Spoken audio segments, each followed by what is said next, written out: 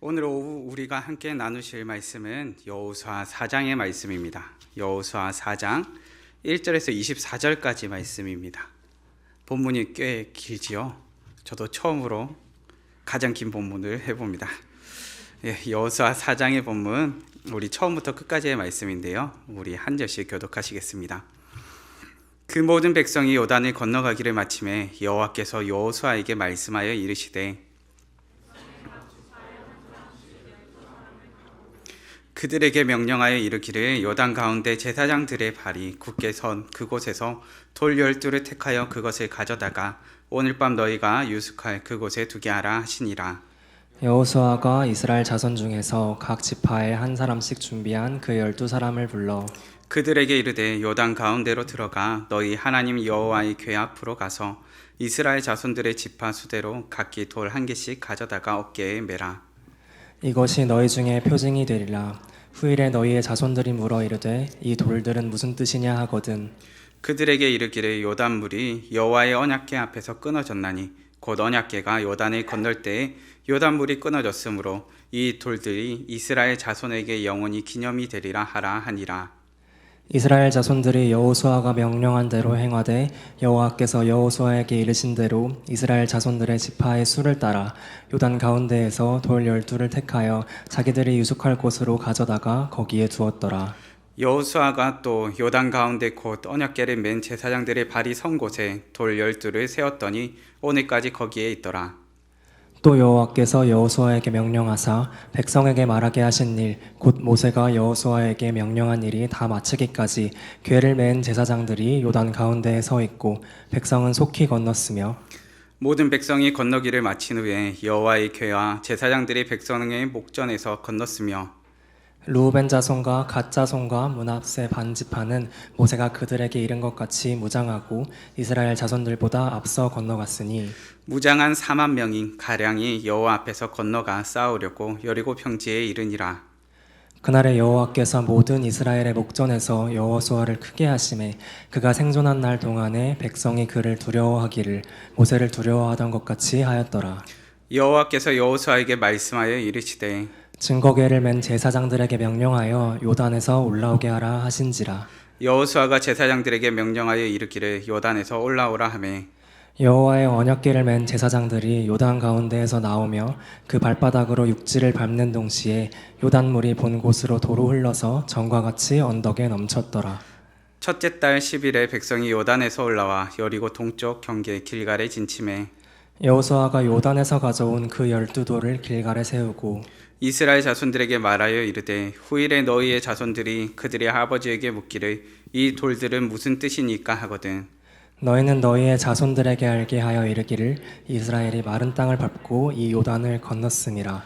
너희의 하나님 여호와께서 요단물을 너희 앞에서 마르게 하사 너희를 건너게 하신 것이 너희의 하나님 여호와께서 우리 앞에 홍해를 말리시고 우리를 건너게 하신가 같았나니 이는 땅의 모든 백성에게 여호와의 손이 강하신 것을 알게 하며 너희가 너희의 하나님 여호와를 항상 경외하게 하려 하심이라 하라. 아멘. 네, 오늘 말씀을 통하여서 너희의 인생에 범람이 임할 때라는 제목으로 말씀을 나누고자 합니다. 네, 청년의 여러분들 수련회 잘 다녀오셨습니까? 네, 상당히 촉촉하게 돌아오셔서 감사합니다.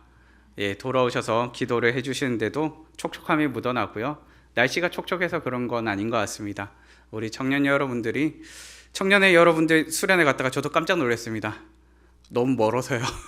예, 순간 깜짝 놀랐지만 그래도 청년의 분들이 정말 가득하게 수련회 하시는 모습에 사실 감사한 시간이었고 또한 돌아오신 모습을 보니까 참 감사가 가득한 그런 시간인 것 같습니다.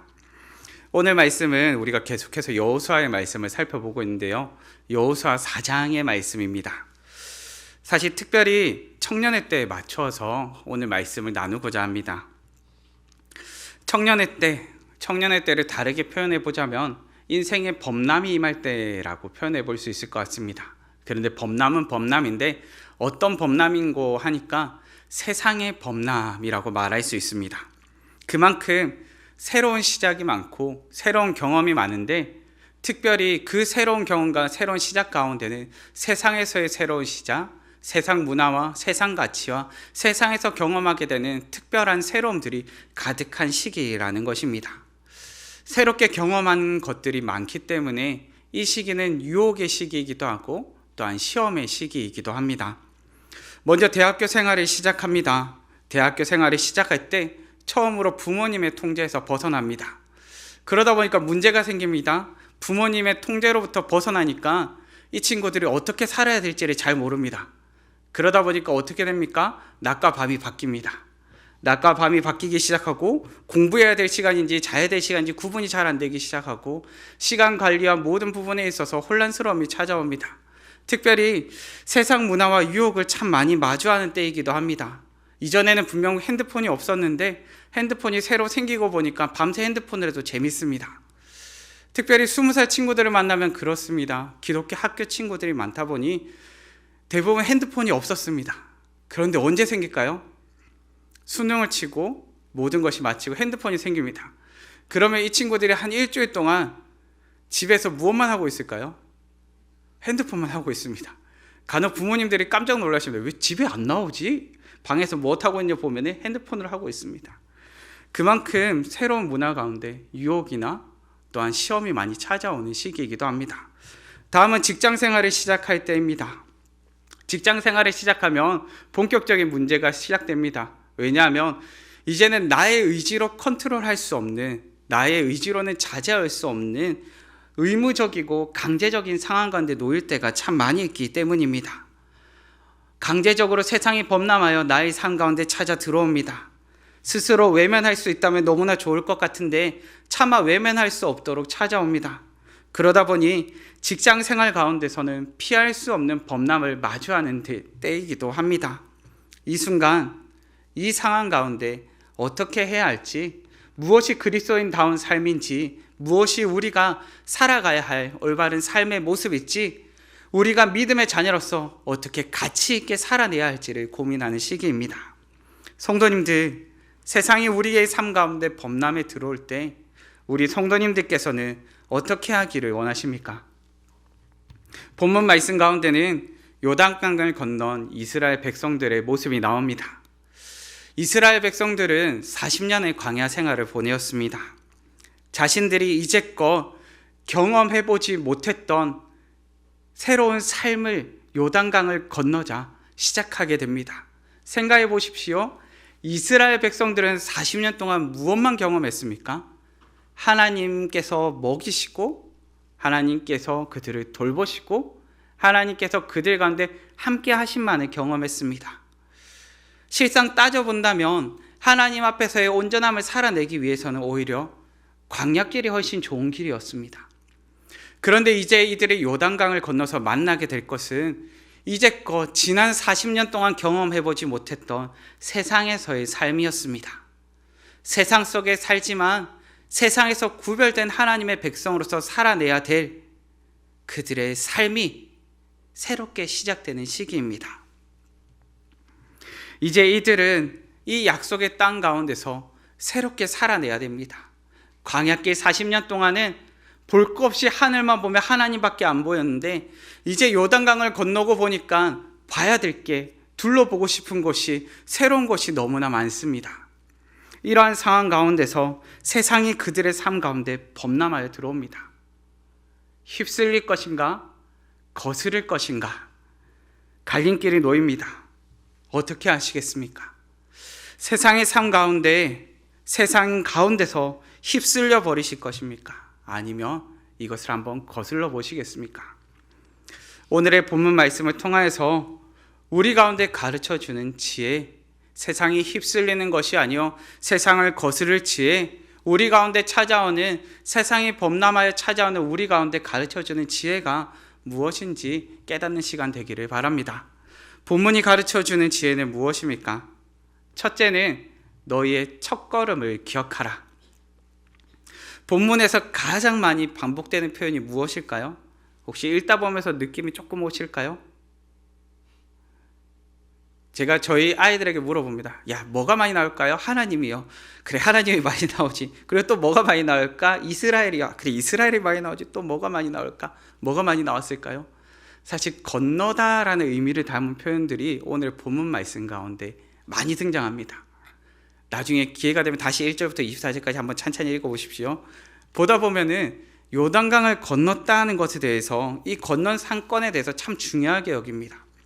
생각해 본다면 이스라엘 민족에게 있어서 이 요단강을 건넌 사건은 광야길 40년을 마무리하는 발걸음이었고, 또한 약속의 땅에서 새로운 시작을 알리는 발걸음이었습니다. 그만큼 이들 가운데 있어서는 중요한 발걸음이었다는 것입니다. 본문 말씀 7절은 이렇게 기록합니다. 그들에게 이르기를 요단물이 여호와의 언약궤 앞에서 끊어졌나니 곧 언약궤가 요단을 건널 때에 요단물이 끊어졌으므로 이 돌들이 이스라엘 자손에게 영원히 기념이 되리라 하라 하니라. 아멘. 요단강을 건넌 사건, 이것은 하나님의 은혜가 되는 사건이지요. 이들 가운데서 잊을 수 없는 은혜의 사건입니다. 그렇게 얼마나 기억하라고요? 영원히 기념이 되리라 라고 말하고 있는데, 이것을 새한글 성경에서는 이렇게 번역합니다. 길이 기억나게 해주는 물건이 될 거야. 하나님께서는 이 은혜의 때를 기억하기를 원하십니다. 이스라엘 백성들은 은혜의 첫걸음을 기억할 때마다 우리는 할 수 없고 우리는 연약했지만 그래, 하나님께서 이 길을 열어주셨고 하나님께서 건져주셨지라는 것을 기억하게 되었을 것입니다. 구원의 하나님, 그 하나님을 믿음으로 확신하게 되었을 것입니다. 성도님들, 혹시 신앙의 첫걸음을 기억하십니까? 하나님과 인격적인 관계를 가지고 하나님의 사랑이 나에게 와닿아지고 그 놀라운 사랑 때문에 감격하였던 때, 내가 믿음으로 살기를 결단하며 내가 하나님 없이는 안 되겠습니다를 고백하였던 때를 기억하십니까? 아마 많은 분들이 처음 하나님과의 인격적인 만남을 가지고 처음 믿음의 삶을 결단하였던 때를 기억하실 것입니다. 처음 인격적인 하나님과의 교제가 시작되는 때, 사실 그 첫 만남이 너무 떨리기도 하고 너무 감격스럽기도 하고 또 너무 부끄럽기도 했던 그 시간을 경험하셨을 것입니다. 그런데 하나님께서 우리 가운데 이처럼 특별하게 찾아와 주시고 특별하게 신앙의 경험을 허락하시는 이유는 그 시간 가운데, 그 순간 가운데 그 신앙의 첫걸음을 하나님께서는 기억하기를 원하시기 때문입니다.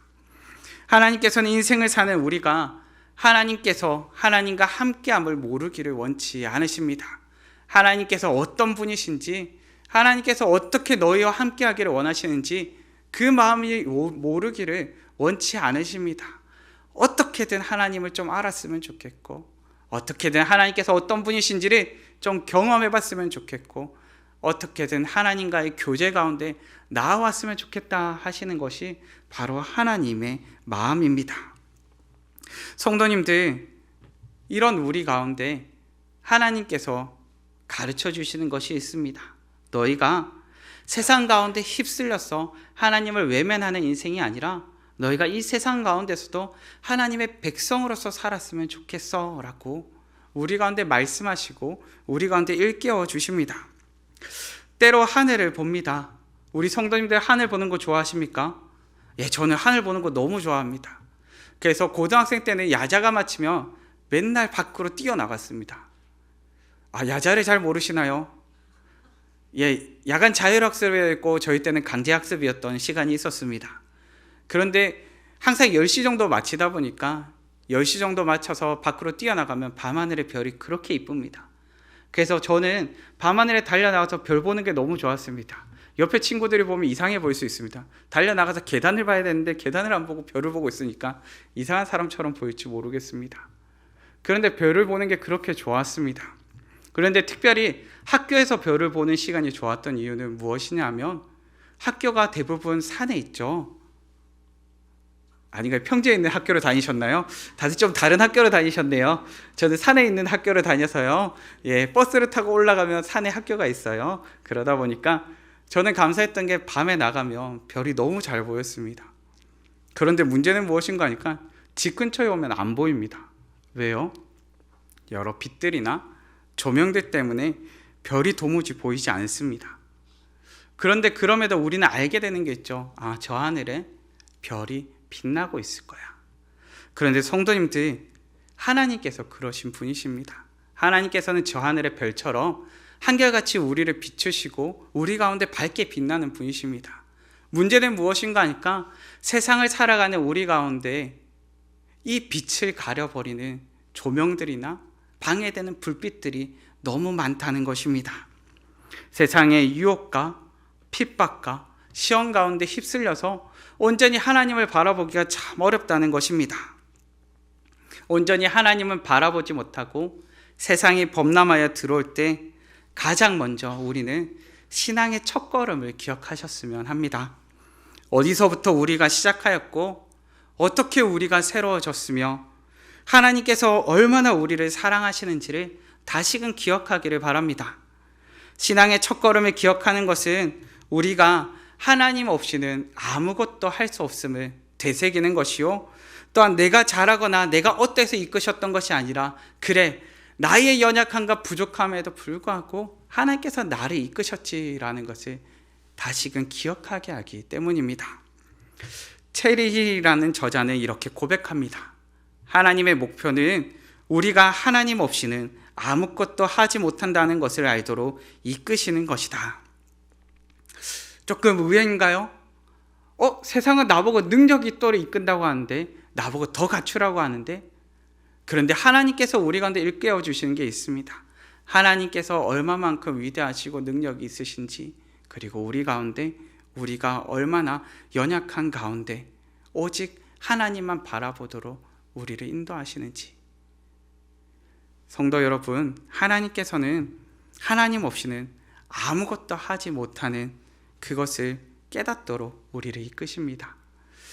이 목표의 시작이 신앙의 첫걸음이요, 만약 우리가 신앙의 첫걸음을 잃어버린다면 세상에 휩쓸려 죄악과 불순종이 가득한 삶을 살게 될 것입니다. 그렇게 성도님들, 신앙의 첫걸음을 기억하셨으면 합니다. 우리는 세상이 우리의 삶 가운데 범람에 들어올 때 어떻게 해야 할지 그 지혜에 관하여 살펴보고 있습니다. 첫째로 신앙의 첫걸음을 기억하라고 살펴보았었고요. 이제 이어서 살펴보게 되는 둘째, 그것은 구원의 하나님을 기억하라. 세상에 우리의 삶을 휩쓸들 범람에 들어올 때, 이 세상의 범람에 우리를 휩쓸고 있을 바로 그때 이 세상을 뛰어넘어 우리를 건지시고 구원하시는 하나님을 기억하시기를 바랍니다. 하나님께서 우리의 주권자가 되시며 우리가 전적으로 믿고 의지할 분임을 깨닫게 될 때에, 성도 여러분, 우리는 이 세상 가운데서 세상을 의지하는 자로 사는 것이 아니라 하나님을 의지하는 자녀로 살 것입니다. 말씀 가운데 이렇게 기록합니다. 23절과 24절 말씀입니다.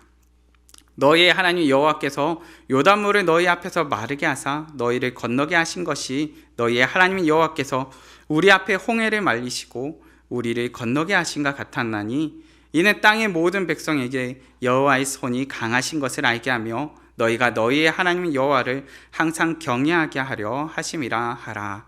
아멘. 성도님들, 하나님은 강하신 분입니다. 믿으십니까? 저는 한번 질문 드려보고 싶습니다. 세상을 사시는 성도님들, 세상을 살아가는 청년 여러분, 이 세상을 살아갈 때 하나님께서 믿을 만한 분이시던가요? 제가 이 질문을 드리는 이유는 뭐냐면요, 우리가 살다 보면 우리의 입술로 당연하게 고백하고 우리의 생각으로는 당연하게 고백하는데, 이것이 실상 우리의 삶에서 전혀 드러나지 않고 전혀 진실된 삶으로서 살아내지 못할 때가 너무나 많기 때문입니다. 하나님으로 만족스러웠으면 좋겠는데 그게 잘 안 되더라는 겁니다. 성도 여러분, 구원이라는 것은요, 하나님으로 전적으로 만족한다는 것을 전제하지 않으면 성취될 수가 없습니다. 무슨 말인가 하니까, 구원은요, 하나님께서 이 모든 위기 상황과 이 모든 어려움과 이 모든 아픔의 상황 가운데서 나로서는 할 수 없고 나로서는 불가능하고 나에게 둘러싼 그 어떤 것으로도 도무지 벗어날 수가 없는데, 오직 한 분 하나님만이 나를 건질 수 있구나 하는 믿음이 바로 구원입니다. 그렇기에 오늘 말씀 가운데서 여호와를 항상 경외하게 하려 하심이라 표현하였지요. 이 경외라는 표현은요, 우리가 일상을 살아가고 삶을 살아가는 가운데 전적으로 하나님을 의지합니다. 나의 인생의 주권자 되신 하나님을 전적으로 의지합니다. 내가 지금 나의 앞에 놓여있는 문제가 이해되지 않고 나의 삶의 환경이 도무지 나로서는 통제가 되지 않는데, 하나님, 이 모든 통제되지 않는 상황 가운데서 나로서는 불가능하다 말하는 이 환경 가운데서 하나님께서 건지실 것을 믿습니다 라는 고백입니다. 그렇기에 우리 앞에 어떤 어려움이 있더라도 걱정하지 마십시오. 하나님께서 우리 가운데 참된 구원자 되신 강하신 하나님이심을 경험케 하실 것입니다. 우리가 하나님의 손길을 깨닫지 못함은 하나님의 손을 보지 못하며 하나님께서 일하심을 주목하고 있지 않기 때문입니다. 내가 부지런히 움직이는 손은 보지만 나의 부지런한 손보다 앞서 움직이시는 하나님의 손을 주목하여 보고 있지 않기에 하나님께서 도대체 뭐 하시지? 하나님이 일하고 계시긴 할까라는 의심부터 우리 가운데 샘솟아 나는 겁니다. 만약 요단강 앞에 섰던 이스라엘 백성들이 강하신 하나님을 의지하지 못하고 그들 가운데 의심과 불안이 샘솟아 났다면 어떻게 했을까요? 어쩌면 그들은 광야길 40년을 돌고 돌아서 요단강 앞에 섰는데, 그리고 그 강을 건너게 되었는데, 어쩌면 그 가운데 하나님을 의지하지 못한 채 있었다면 다시금 광야길 40년을 돌고 돌아서 와야 했을지도 모르겠습니다. 광야길 40년, 이 기간을 통해 이스라엘 백성들이 깨달은 것은, 우리가 이 땅을 사는 가운데 바라봐야 될 분이 하나님이시구나. 그 하나님께서 참 능력 있으신 분이시구나. 그리고 그 하나님께서 지금도 나와 함께 하셔서 나를 만족해 하시는구나 라는 것을 경험케 되었습니다. 문제는 오늘을 사는 우리가 하나님보다 세상이 더 커 보일 때 세상의 앞에 무너지고 그 무게에 짓눌려 허덕이며 살아갈 때가 있습니다. 어찌해야 할까요? 하나님만으로 안 되는 것 같고 하나님만으로 부족해 보이고 하나님으로는 불가능해 보이는 우리의 시선을 어떻게 해야 될까요? 에이든 윌슨 토저라는 목사님이 있습니다. A.W. 토저라고 하죠. 그 목사님이 이렇게 말합니다. 하나님 그리고 더. 우리의 인생을 일컬어서 세상을 살아가는 우리의 모습을 일컬어서 하나님 그리고 더, 이것이 문제가 된다라고 말합니다. 우리 인생의 문제가 하나님으로 만족하면 좋겠는데 하나님 그리고 더를 자꾸 찾더라는 것입니다. 성도님들, 세월이 지나며 인생의 무게를 경험하십니까? 사실 20살 친구들한테 인생의 무게를 말하면 그게 뭐예요? 그럴 수 있습니다. 20살 친구, 저도 인생의 무게 아는데요? 예, 그럴 수 있습니다. 그런데 25 친구들에게 가서 인생의 무게가 뭐예요? 물어보면 너는 아직 몰라 라고 할 것 같습니다. 그런데 25 친구들이 30살 친구한테 가면 30살 친구가 뭐라고 얘기할까요? 넌 좀 더 살아봐야 돼. 30살 친구가 이제 35 친구에게 가면 뭐라고 얘기할까요? 네, 우리는 끝도 없이 계속해서 반복되는 표현들을 사용할 것입니다. 그런데 세월이 지날수록 무엇을 알게 됩니까? 인생의 무게를 알게 됩니다. 세월이 지나면 가벼워질 줄 알았습니다. 근데 안 가벼워지더라고요. 저는 처음에 사역을 시작하면 전도사 때 강도사가 되면 좀 괜찮을 거예요 라고 이야기했습니다. 강도사가 되었는데 별로 안 괜찮았습니다. 그래서 생각했습니다. 목사가 되면 좀 괜찮겠죠. 목사가 되었습니다. 별로 안 괜찮습니다. 10년 뒤면 괜찮겠죠. 10년 뒤 안 괜찮습니다. 10년이 지나봐도 똑같이 무겁습니다. 아니, 오히려 더 무겁습니다. 그런데요, 이 무거움과 이 중압감에서 우리를 건지실 하나님을 기억하셨으면 합니다. 우리 하나님이 강하시고요, 능력이 있으시고요, 우리를 구원하시는 분이십니다. 우리가 참 믿을만하고 의지할 만한 분임을 꼭 기억하셨으면 좋겠습니다. 바울은 이렇게 고백합니다. 고린도후서 1장 8절에서 10절 말씀입니다. 새한글 성경으로 넣었는데요, 꽤 길죠. 우리 한 목소리를 함께 읽었으면 합니다. 한 목소리로 읽으시겠습니다. 형제 자매 여러분, 우리는 여러분이 모르기를 바라지 않습니다. 속주와 아시아에서 우리가 겪은 크려운 어려움에 대해서요. 우리는 너무도 힘에 벅차게 짓눌려서 살 수 있을지조차 전혀 알 길이 없었습니다. 우리 자신들은 속으로 죽음의 판결을 받았다고 여길 지경이었습니다. 하나님은 우리를 이렇게 엄청난 죽음에서 건져내 주셨으며 앞으로도 건져내 주실 것입니다. 우리는 그 하나님께 희망을 걸었습니다. 앞으로도 또 건져내실 것이라고요. 아멘. 바울은 누구에게 희망을 걸고 있습니까? 엄청난 죽음의 고통이 몰려오고 있는데 그 죽음의 고통 가운데서 나의 희망, 나의 소망은 하나님께 있다라고 고백합니다. 우리의 믿음이 이러했으면 좋겠습니다. 조금 더 빨리 구원의 하나님 되신 분을 찾고 조금 더 빨리 강하신 하나님을 깨달아 알았으면 좋겠습니다. 세상은 갈수록 하나님보다 다른 무언가가 더 필요하다고 우리에게 속삭이지만 이 땅을 살아가는 우리는 하나님으로 만족합니다. 하나님께서 하실 수 있습니다. 하나님께서 나의 삶을 이끌어 가십니다를 고백할 수 있으면 좋겠습니다. 세상 가치에 휩쓸려 자꾸 허덕이는 자녀가 되는 것이 아니라 우리의 삶 가운데 범람에 들어오는 세상을 거슬러 하나님 앞으로 달려가는 우리가 되기를 바랍니다.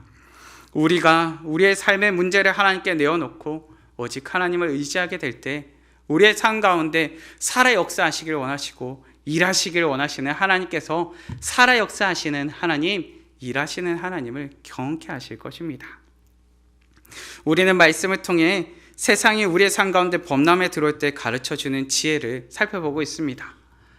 첫걸음을 기억하는 것을 살펴보았고요. 또한 앞서서 우리가 계속해서 말씀에 관해서 우리 하나님께서 우리를 만족해 하시는 구원의 하나님이시구나 하는 것도 살펴보았습니다. 마지막으로 살펴보게 되는 셋째, 인생의 12돌을 세우라.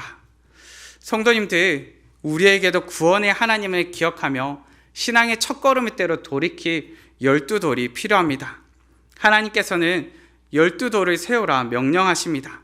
그리고 이 명령을 하시면서 자손들에게 이것이 무엇인지 가르치라라고 말씀하시죠. 본문 20절에서 22절 말씀입니다. 우리 이 말씀 한 목소리로 읽으시겠습니다. 여호수아가 요단에서 가져온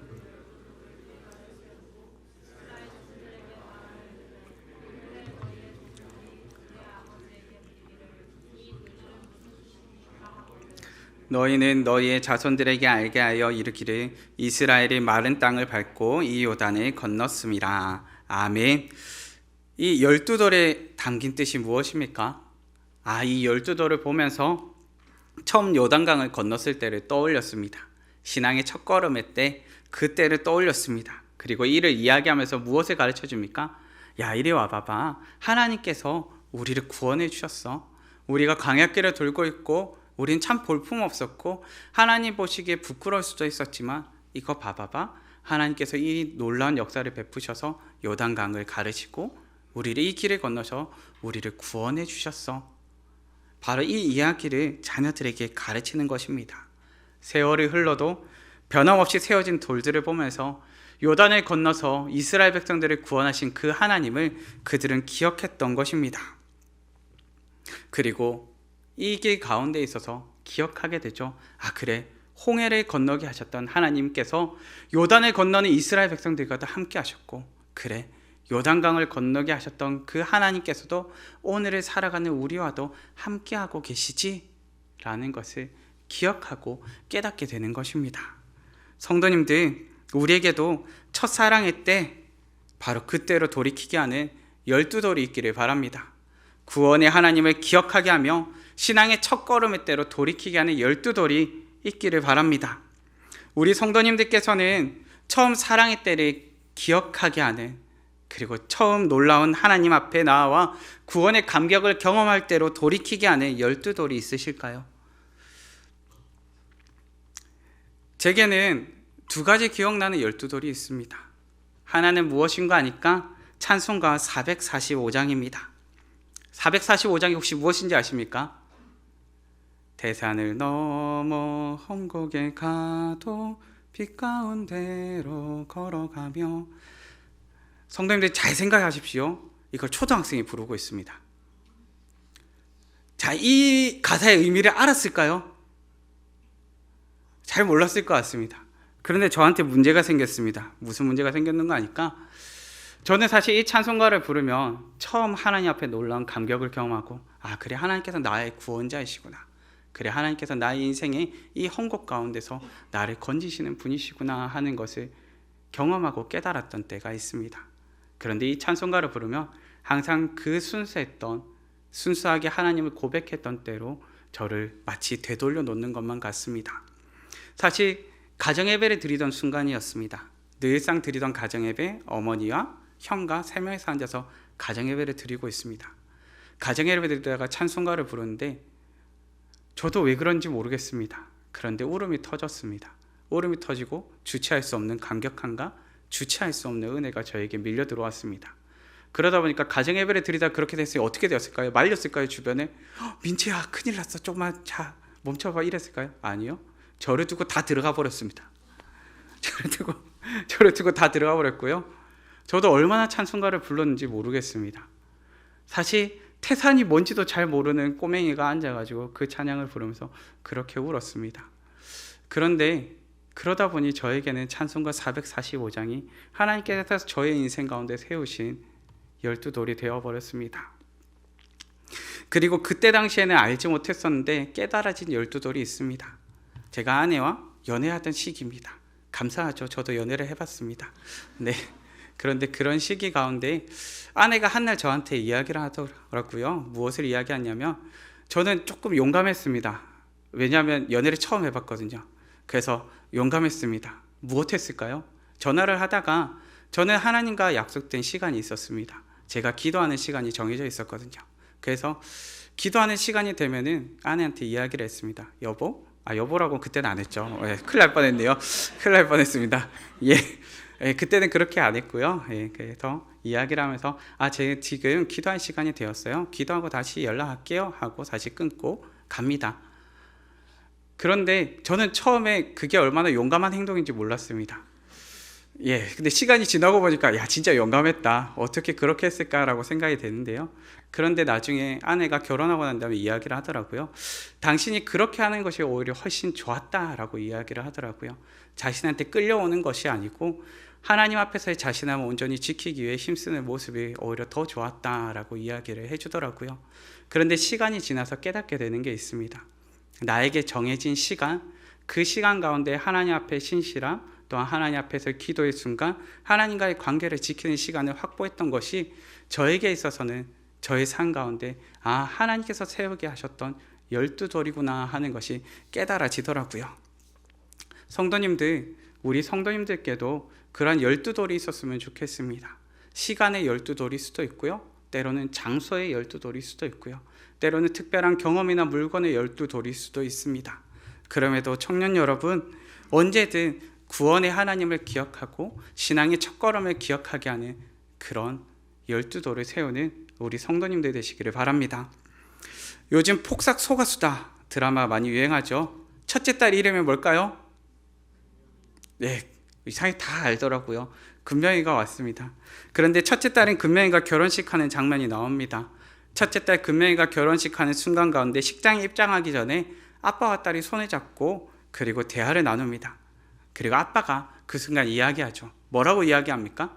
금명아, 잘할 수 있지? 뭐라고 합니까? 수 틀리면 빠꾸? 혹시 빠꾸 무슨 말인지 모르시는 분 계십니까? 다들 아시죠? 혹시 모르시나요? 왜 모르시는 것 같죠? 빠꾸. 아빠한테 냅다 뛰어와. 알지? 그런데 이 말을 한 번만 한 게 아니죠. 수능을 칠 때도 이야기합니다. 영 골치 아프고 안 되겠으면 그냥 빠꾸해. 그냥 냅다 나와. 아빠 여기 서 있을게. 응? 그런데 이것을 보고 딸이 그 순간 깨닫게 됩니다. 뭘 깨닫게 됩니까? 내가 외주를 탈 때마다 아빠는 그물을 펼치고 서 있었다. 떨어져도 아빠가 있다. 아빠는 항상 딸이 돌아오기를 기다리고 있습니다. 언제든 돌아올 수 있도록 든든한 버팀목과 같이 그 가운데서 기다리고 있습니다. 성도님들, 우리 하나님께서도 마찬가지이십니다. 우리를 향하여 그물을 펼치고 계십니다. 언제든 하나님을 떠올리고 돌이키기를 기다리시며 때로는 우리가 깨닫지 못하는 그 순간에도 우리와 함께하고 계십니다. 성도님들, 인생의 12돌을 세우시길 바랍니다. 세상이 우리 가운데 범람하여 들어온다 할지라도 언제든 하나님께로 돌이킬 12돌을 세우시길 바랍니다. 내 인생 가운데 나는 갈수록 연약해지고 나는 갈수록 무언가 무력함을 느끼게 되겠지만 나의 이 무력함과 연약함 가운데서도 나를 붙드시고 함께 하시는 하나님의 손길을 경험케 될 것입니다. 그리고 나를 회복시키셔서 나를 구원의 길로 인도하시는 하나님을 경험케 될 것입니다. 꼭 인생의 12도를 세우시는 우리 청년 여러분들, 성도님들 되시기를 바랍니다. 말씀을 정리하겠습니다. 우리는 이 땅을 살면서 세상에 우리 삶으로 범람에 들어오는 시기를 경험합니다. 삶의 변화를 경험하거나 새로움에 도전해야 될 때 특별히 많이 경험합니다. 휩쓸릴 것인가 거슬릴 것인가의 갈림길도 우리 가운데 놓입니다. 그런데 이 모든 상황 가운데 우리의 첫걸음을 기억하며 하나님께서 우리를 이끄셨음을 기억하며 구원의 하나님으로 인해 만족하고 기뻐하는 자녀가 되기를 바랍니다. 어쩌면 앞으로 우리 청년들이 마주하게 될 상황은 하나님을 믿기 좋은 상황은 아닐 것입니다. 마치 광야길을 건너서 요단강을 건너 그 땅 가운데서 세상의 범람을 마주해야 됐던 이스라엘 백성들처럼 우리 청년 여러분들도 세상의 범람을 더욱더 많이 경험하게 될 것입니다. 그럼에도 그때마다 강하신 하나님, 능하신 하나님을 경험하기를 바랍니다. 그리고 언제든 하나님께로 돌이킬 인생의 12도를 세우시기를 바랍니다. 인생의 12도를 세우시며 날마다 하나님께로 돌이키는 우리들 되기를 바랍니다. 이 시간 함께 찬양하셨으면 하는데요. 저희 옛날 찬양입니다. 주품에라는 찬양인데요. 함께 고백하시면서 찬양하시겠습니다.